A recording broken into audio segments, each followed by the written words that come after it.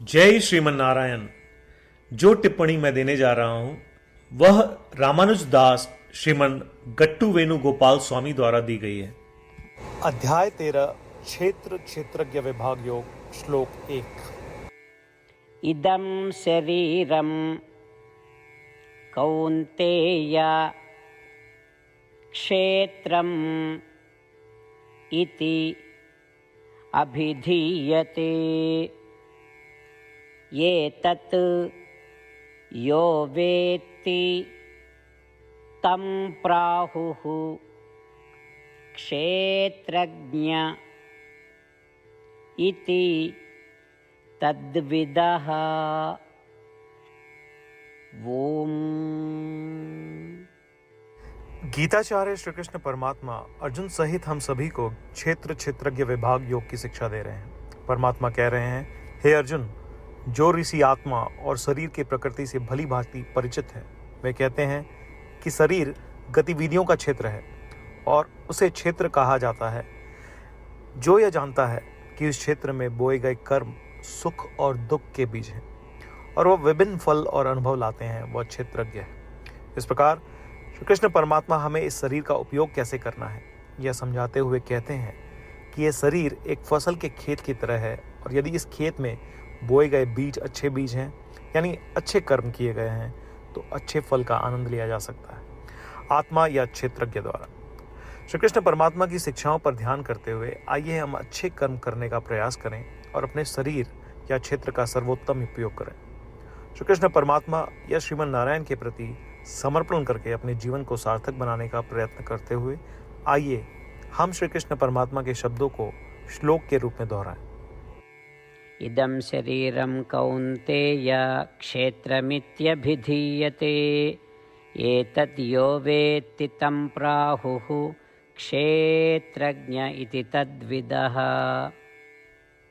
श्रीमद् भगवद गीता का संपूर्ण सार श्री कृष्ण परमात्मा द्वारा अध्याय 18 श्लोक 65 से 70 में 8 कार्य करने के लिए दिया गया है।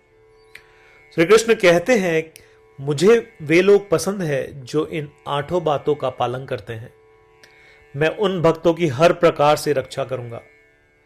श्री कृष्ण परमात्मा द्वारा बोली गई संपूर्ण भगवद गीता को सुनने के बाद अर्जुन कहते हैं, करिष्ये वचनम तव, जिसका अर्थ है, कृष्ण मैं वैसा ही करूंगा जैसा आप कहेंगे। यही कारण है कि श्री कृष्ण ने अर्जुन को सभी प्रकार की सफलताएं और जीत प्रदान की है। आइए परमात्मा को वचन दे कि हम इन 8 कर्मों का पालन करेंगे। ऐसी कोई पूजा तप या यज्ञ नहीं है जो परमात्मा को यह शब्द देने से बढ़कर हो। मैं कहूंगा कि ये 8 प्रतिज्ञाएं हमें करनी चाहिए। कृपया आप सभी इन्हें अपने दिल और दिमाग में सोचें। इस प्रकार श्री कृष्ण को अपना वचन देते हुए आइए हम सभी श्री कृष्ण के सुंदर चेहरे को खुशी से चमकते हुए देखें और आनंद का अनुभव करें। जय श्रीमन नारायण। ये है हमारे 8 वचन। हमारा पहला वचन, हे श्रीमन नारायण, जैसा आपने निर्देश दिया मैं हमेशा आपका ध्यान करूंगा और आपके बारे में सोचूंगा। हमारा दूसरा वचन, हे श्रीमन नारायण, जैसा कि आपने सलाह दी मैं हमेशा आपका भक्त रहूंगा। हमारा तीसरा वचन, हे श्रीमन नारायण, मैं अपने सभी कार्य आपकी सेवा के रूप में और आपकी संतुष्टि के लिए करूंगा।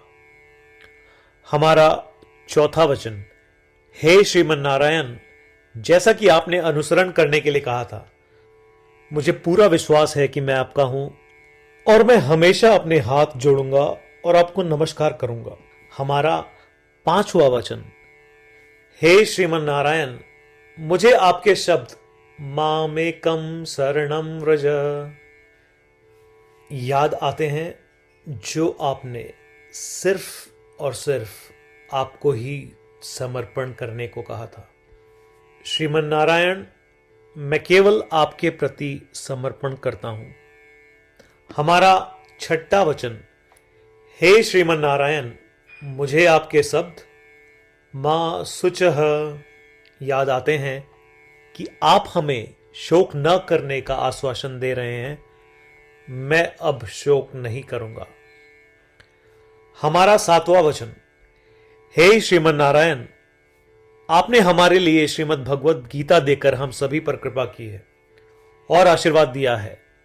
मैं कम से कम एक श्लोक पढ़ने या सुनने का वादा करता हूं। हमारा 8वां वचन, हे श्रीमन नारायण, आपने सारी मानवता को गीता प्रदान की। मैं गीता में आपके दिव्य शब्दों को उन भक्तों तक फैलाने का प्रयास करूंगा जो गीता से अपरिचित हैं। हमने अभी अभी परमात्मा को 8 वचन दिए हैं। प्रतिदिन श्रीमन नारायण को यह वचन देना कि हम वैसा ही करेंगे जैसा वे कहेंगे, अपने आप में एक महान पूजा है। आइए हम उसे अपने अटल विश्वास के साथ अपना वचन दें। श्रीमन नारायण करिष्ये वचनम तव, जिसका अर्थ है, श्रीमन नारायण, मैं आपके निर्देशों के अनुसार कार्य करूंगा। सर्वम श्री कृष्णार्पणमस्तु। जय श्रीमन नारायण। इदं शरीरं कौन्तेय क्षेत्रम् इति अभिधीयते।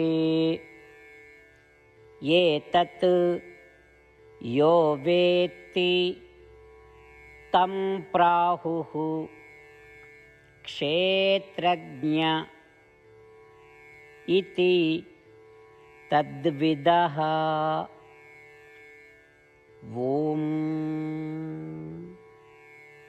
इदं शरीरं कौन्तेय क्षेत्रमित्यभिधीयते।